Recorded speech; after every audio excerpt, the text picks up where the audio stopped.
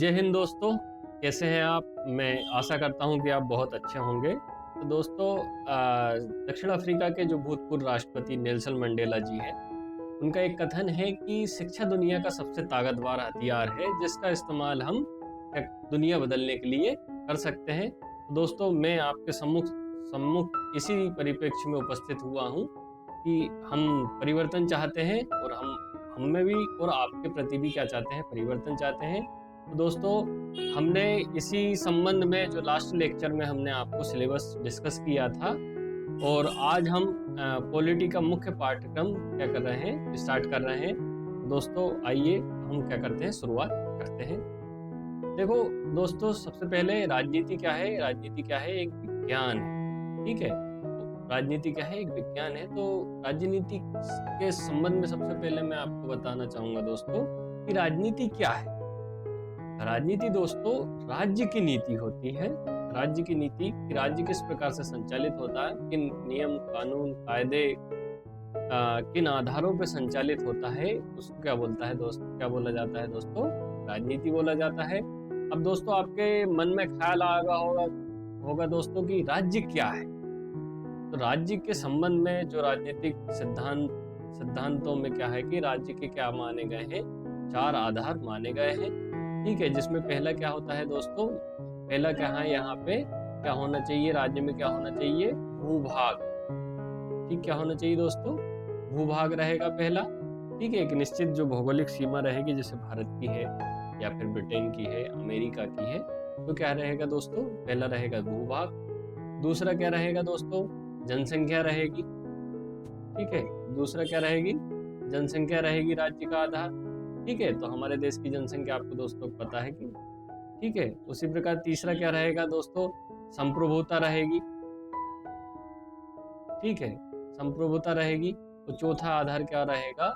सरकार रहेगी, ठीक है। तो ये क्या हो गए दोस्तों, क्या होते हैं? राज्य के क्या होते हैं? आधार होते हैं। तो इन 4 तत्व क्या होते हैं किसी भी राज्य के लिए, क्या होते हैं? आवश्यक एलिमेंट होते हैं या मानक होते हैं। तभी क्या होता है, उसे क्या बोला जाता है दोस्तों? राज्य बोला जाता है। अब मैं विज्ञान के संबंध, विज्ञान जो होता है दोस्तों, विज्ञान से तात्पर्य होता है कि जिसके कुछ निश्चित सिद्धांत होते हैं या कार्य प्रणालियां होती है, उसके आधार पे चला जाएगा तो आपको इच्छित परिणाम की क्या होती है? प्राप्ति होती है। तो दोस्तों ये राजनीति में भी कुछ निश्चित सिद्धांत रखे गए हैं जो सार्वभौमिक है, जिनका अगर इस्तेमाल अगर राजनीति में किया जाता है तो उसके अनुकूल आपको परिणाम प्राप्त होते हैं। अब दोस्तों राजनीति शब्द की जो उत्पत्ति हुई है, पॉलिटिकल साइंस जिसे हम कहा जाता है, ये ग्रीक शब्द है दोस्तों। किस भाषा का शब्द है? ग्रीक भाषा का है, जिसका क्या होता है? पॉलिस, जिसे ग्रीक भाषा में पॉलिस बोला जाता है। पॉलिस का वहाँ के परिप्रेक्ष्य में या ग्रीक जो क्षेत्र है वहाँ के परिप्रेक्ष्य में से बोले नगर राज्य बोला जाता है। इसे हमारे भारत के संबंध में कस्बों के रूप में इन्हें हम क्या कह सकते हैं।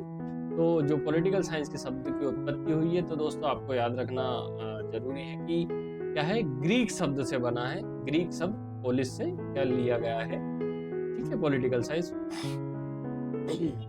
प्रारंभिक जो राजनीति के विचारक थे दोस्तों, सबसे पहले थे सोफिस्ट, जिनमें कौन थे? प्रोटोगोरस थे और जॉर्जियस थे।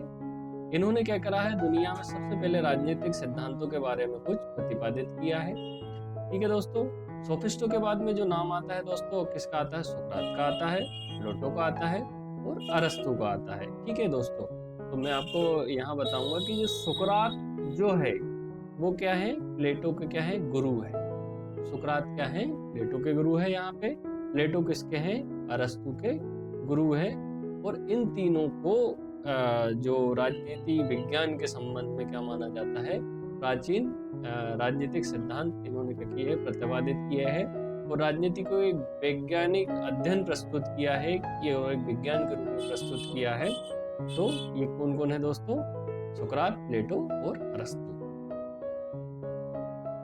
दोस्तों अब जो अरस्तु है, मतलब प्लेटो के जो शिष्य है अरस्तु, इन्हें पश्चिमी दुनिया में राजनीति विज्ञान का क्या कहा जाता है? जनक कहा जाता है। तो अगर दोस्तों आपको एग्जाम में आए कि राजनीति विज्ञान का जनक किसे कहा जाता है, तो आपको दोस्तों कौन है राजनीति विज्ञान के जनक किसे माना जाता है, किसको माना जाता है दोस्तों? अरस्तु को माना जाता है। मनु मनु भारत के पहले राजनीतिक विचारक हैं जिन्होंने क्या मनुस्मृति की रचना की है। ठीक है, मनुस्मृति को भारत की पहली क्या विधि पुस्तक माना जाता है। ठीक है, मनु क्या भारत के पहले राजनीतिक विचारक थे। इन्होंने क्या करा है, मनुस्मृति जो की रचना की है, ये भारत की पहली विधि पुस्तक है। कानून से संबंधित जो किताब है, जो भारतीय प्राचीन परंपरा की क्या है, वो मनुस्मृति। इसके बाद दोस्तों आता है कौटिल्य का नाम, जिन्हें क्या कहा जाता है, चाणक्य भी कहा जाता है या विष्णुगुप्त भी कहा जाता है। इन्होंने जिस किताब की रचना की है दोस्तों, वो कौन सी है, अर्थशास्त्र। ठीक है, तो यहाँ पे आपको ध्यान देना पड़ेगा दोस्तों कि जो अर्थशास्त्र जो किताब है, वो अर्थ से संबंधित या इकोनॉमिक्स से संबंधित ना होकर क्या है, राजनीति का क्या है, प्रमुख ग्रंथ है। राजनीति का क्या है, प्रमुख ग्रंथ है। ठीक है दोस्तों, तो और कौटिल्य के संबंध में कहा जाता है दोस्तों कि इन्होंने क्या किया, भारत के परिप्रेक्ष्य में जो व्यवहारिक राजनीति क्या होता है दोस्तों, व्यवहारिक व्यवहारिक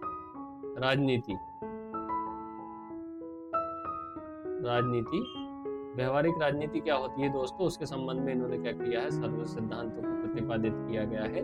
तो भारत के संबंध में राजनीति की जो उत्पत्ति हुई जो अरस्तु से अपन क्या माना जाता है।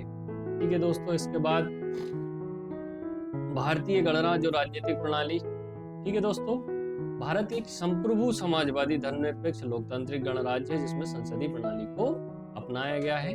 तो दोस्तों, संप्रभु से तात्पर्य होता है कि भारत के जो आंतरिक और बाहर निर्णय लिए जाएंगे, इसमें किसी भी प्रकार का बाहरी शक्तियां या बाहरी देश या बड़े देश या किसी प्रकार का क्या रहेगा, उसमें बंधन नहीं रहेगा, किसी प्रकार का दबाव नहीं रहेगा। हमें किससे मित्रता करनी है और कौन हमारा दोस्त मित्र रहेगा, किससे व्यापार करना है, किसके साथ व्यापार नहीं करना है। ठीक है, तो दोस्तों उसके संबंध में क्या रहेगा, हम पूरी तरीके से स्वतंत्र हैं। ठीक है दोस्तों, तो ये क्या होता है, संप्रभु जो शब्द होता है। समाजवाद से तात्पर्य होता है दोस्तों कि सभी को साथ में लेके, समाज के हर वर्ग को साथ में लेके सामाजिक समता की स्थापना का यहाँ पे प्रयास किया जाएगा, जो क्या है हमारे नीतिक निर्देशक सिद्धांतों का और हमारे संविधानों का क्या है उद्देश्य है। धर्मनिरपेक्ष से तात्पर्य होता है दोस्तों कि राज्य का कोई भी धर्म नहीं रहेगा। आप दोस्तों आपने देखा होगा कि हमारे देश में मुहर्रम की छुट्टी पड़ती है, तो साथ में जो आज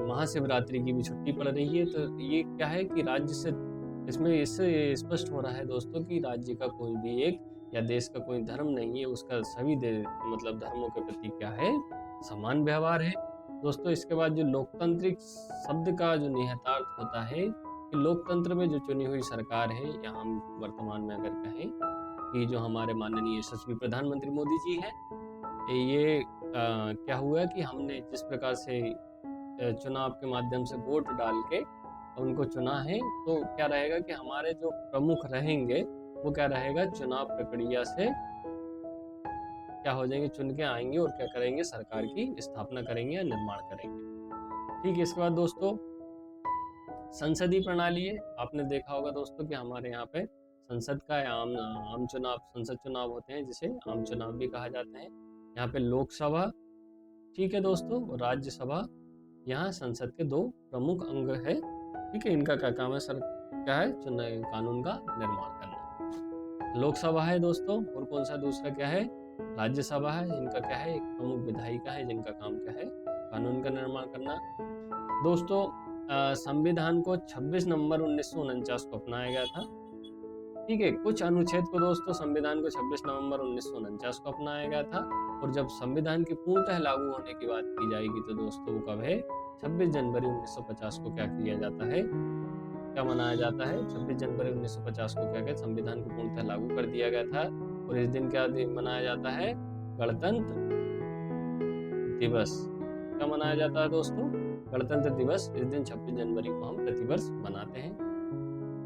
अब कार्यपालिका शाखा होती है। कार्यपालिका से तात्पर्य होता है दोस्तों कि किस प्रकार से जो काम करने की मुख्य जो भूमिका में कौन कौन व्यक्ति रहेगा, कौन कौन से अंग रहेंगे, वो किस प्रकार से काम रहेंगे, तो ये क्या होती है, ये क्या होता है दोस्तों, कार्यपालिका होती है। मैं आपको बतलाना चाहूँगा दोस्तों कि शासन के 3 अंग होते हैं। ठीक है, शासन के 3 अंग होते हैं। एक होता है विधायिका, ठीक है, दूसरा होता है कार्यपालिका, ठीक है, तीसरा कौन सा होता है, न्यायपालिका। ठीक है दोस्तों, तीसरा कौन सा है, न्यायपालिका। तो जो कार्यपालिका होती है ये पूरे जो देश में संपूर्ण काम है इनका करना है, एग्जीक्यूट करना है, इनके कार्य करना क्या होता है, कार्यपालिका का काम होता है। विधायिका का काम होता है कानून निर्माण का काम करना होता है। न्यायपालिका क्या है, न्याय से संबंधित कार्य करेगी। कहीं विवाद उत्पन्न होता है, कानून का हनन होता है, उसमें संबंध में न्याय करना।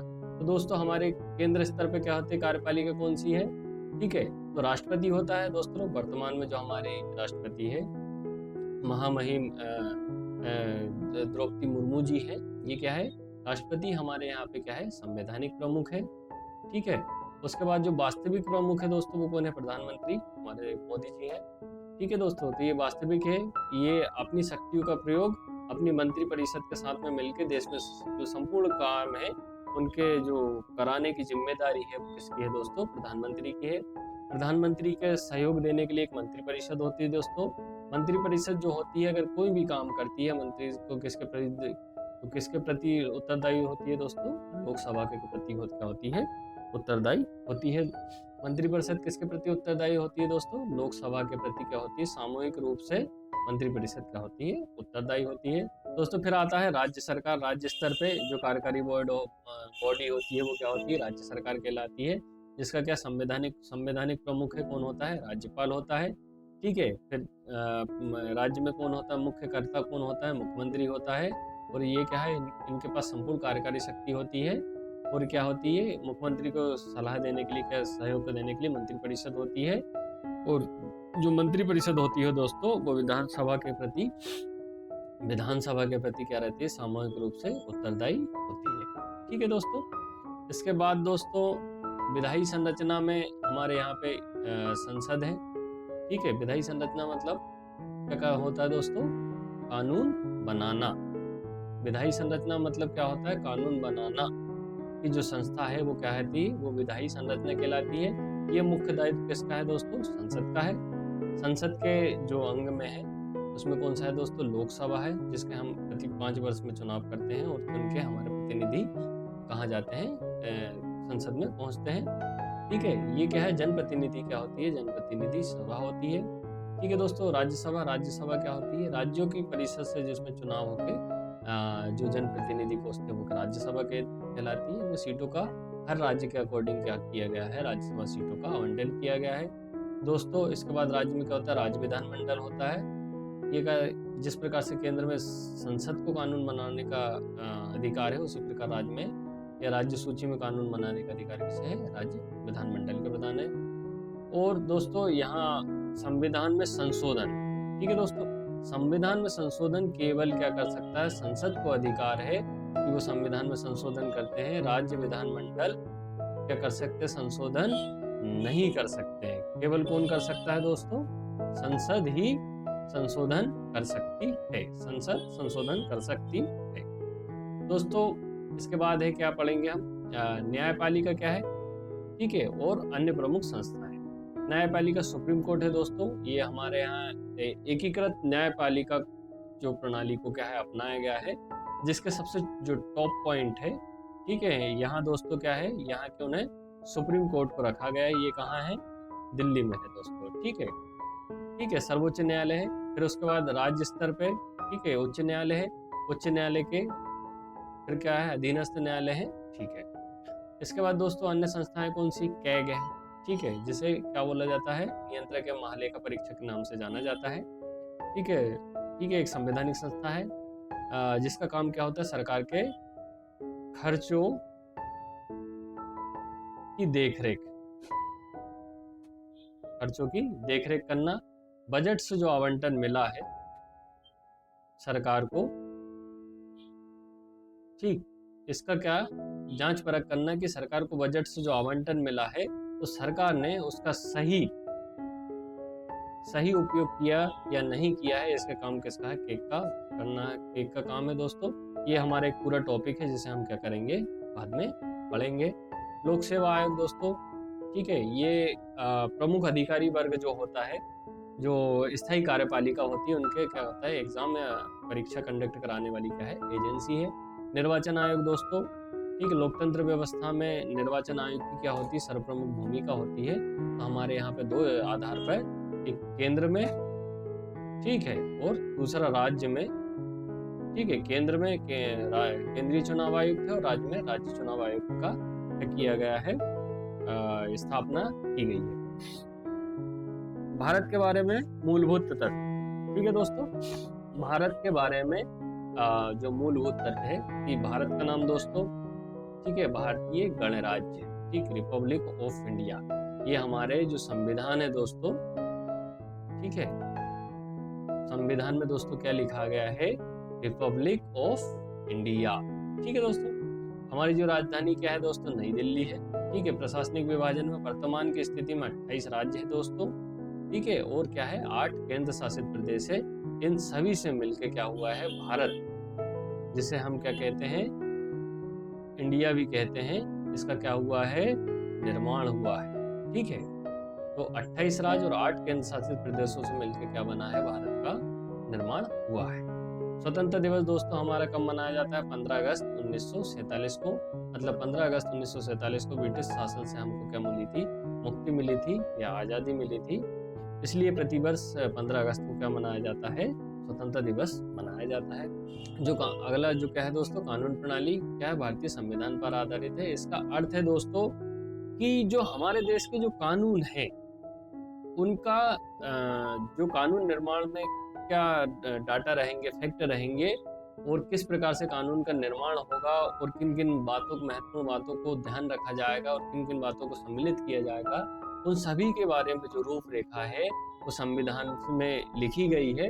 जो हमारे संविधान निर्माताओं ने इन सभी बातों को क्या कर दिया, उल्लेखित कर दिया गया है। तो कानून निर्माण करते समय कि कहीं भी संविधान के जो उल्लंघन ना हो, उस बातों का पूरी तरीके से क्या करा जाता है, ख्याल रखा जाता है, ठीक है दोस्तों। इसके बाद होते हैं राष्ट्रीय प्रतीक होते हैं और महत्वपूर्ण दिवस होते हैं, ठीक है दोस्तों। राष्ट्रीय प्रतीक में हमारा ध्वज है, ठीक है, ध्वज है, तिरंगा वो जिसे बोला जाता है, 3 रंग है, ठीक है, जिसका क्या है केसरिया रंग सबसे ऊपर होता है दोस्तों, मध्य में क्या होता है सफेद या व्हाइट कलर होता है दोस्तों। इसके व्हाइट कलर में बीच में क्या हो गया, अशोक चक्र को रखा गया है, जिसमें कितनी है, ठीक है 24, ठीक है, जो अशोक चक्र में 24 चक्र बने, अशोक चक्र में 24 तीलियां हैं, ठीक है। और सबसे नीचे कौन सा है दोस्तों, हरे रंग को, सबसे नीचे क्या हरे रंग को, हरे कलर को रखा गया है दोस्तों। इसके बाद दोस्तों हमारे देश में या बहु संपूर्ण भारतवर्ष में 3 को, ठीक है, 3 को क्या मतलब राष्ट्रीय पर्व के रूप में अधिसूचित किया गया है, जिसमें 26 जनवरी जिसे हम गणतंत्र दिवस के रूप में मनाते हैं, 15 अगस्त जिसे स्वतंत्रता दिवस के रूप में मनाते हैं, और गांधी जयंती या जिसे 2 अक्टूबर के रूप में हम मनाते हैं। तो राष्ट्रीय पर्व की दोस्तों अगर बात की जाती है, ठीक है, राष्ट्रीय पर्व की अगर बात की जाती है तो भारत में कितने राष्ट्रीय पर्व हैं, 3। कौन सा, स्वतंत्रता दिवस, गणतंत्र दिवस और गांधी जयंती, ठीक है दोस्तों। इसमें बिल्कुल भी आपको कंफ्यूजन नहीं होना है कि हमारे यहाँ पे छुट्टियाँ काफ़ी पड़ती है, अवकाश काफ़ी पड़ते हैं अन्य समय समय पे, पर राष्ट्रीय पर्व केवल कितने हैं, 3 है, ठीक है दोस्तों। इसके बाद क्या है, संविधान राज्य व्यवस्था, भारतीय राज्य व्यवस्था और संविधान। तो संविधान क्या है, मौलिक कानून है जो सरकार की संरचना, नागरिकों के साथ इसके संबंधों को क्या करता है, परिभाषित करता है। मौलिक कानून से तात्पर्य दोस्तों कि ये ऐसा कानून है जो क्या होता है, संपूर्ण भारत में क्या होता है, संपूर्ण भारत में क्या होता है, लागू होता है, ठीक है। सरकार की संरचना क्या होगी, कितने मंत्री रहेंगे, ठीक है, प्रधानमंत्री की नियुक्ति कैसी रहेगी, इनकी क्या सीमा रहेंगी, क्या अधिकार रहेंगे, क्या दायित्व रहेंगे, तो क्या सरकार की संरचना किस प्रकार से निर्मित होगी या गठित होगी, इसमें क्या रहते हैं, संविधान में सरकार की संरचना दी गई है। और सरकार संरचना और नागरिकों के साथ इनके संबंधों को परिभाषित कि सरकार, नागरिकों की सरकार निर्माण में क्या भूमिका है, सरकार के चयन के बाद नागरिक के प्रति सरकार के क्या दायित्व है, नागरिकों के सरकार के संबंध में क्या अधिकार है या दायित्व है, या किस प्रकार से जो उनकी सीमा निर्धारित की गई है, संबंध निर्मित किए गए हैं, वो क्या है, हमारे संपूर्ण क्या दी गई संविधान में। और ये क्या है, हमारा मौलिक कानून है जो संपूर्ण भारतवर्ष में लागू है। और संविधान दोस्तों सर्वोच्च है, हमारे किसी प्रकार का विवाद होता है तो उसमें क्या होता है, संविधान का सहारा लिया जाता है। दोस्तों हमारा जो संविधान है लिखित संविधान है, ठीक है, यूके की तरह अलिखित ना होकर के क्या होता है दोस्तों, हमारा संविधान पूर्णतः संहिताबद्ध है या किताब के रूप में क्या किया गया है, लिखा गया है, ठीक है, जिसका निर्माण संविधान सभा ने किया गया है। ठीक है, संविधान सभा क्या थी और इसमें कितने लोग थे और किस प्रकार से संविधान का निर्माण हुआ है, वो ये अगले उसमें आपको बताया जाएगा दोस्तों लेक्चर में। तो प्रारंभ में 22 भाग थे संविधान में, 395 अनुच्छेद थे और 8 अनुसूचियां थी। वो समय समय पे इसमें क्या किए गए, लागू होने से वर्तमान तक 2025 तक क्या किए गए हैं, इसमें समय समय पे क्या किए, संशोधन किए गए। जो अगला जो नेक्स्ट वीडियो दोस्तों हमारी जो लेक्चर में रहेगी, भारतीय संविधान का विकास कैसे हुआ, जिसमें रेगुलेट 1773 से लेके, ठीक है दोस्तों, 1950 तक का जो है किस प्रकार से संविधान का निर्माण हुआ है उसको हम पढ़ेंगे दोस्तों। अगर आपको वीडियो पसंद आई हो तो दोस्तों इसको लाइक कीजिए, ठीक है, कमेंट कीजिए और ज़रूरतमंद अपने सहयोगी जो दोस्तों के साथ इसको क्या कीजिएगा, शेयर कीजिए और सब्सक्राइब कीजिए। धन्यवाद दोस्तों, बहुत जल्द मिलते हैं अगले वीडियो।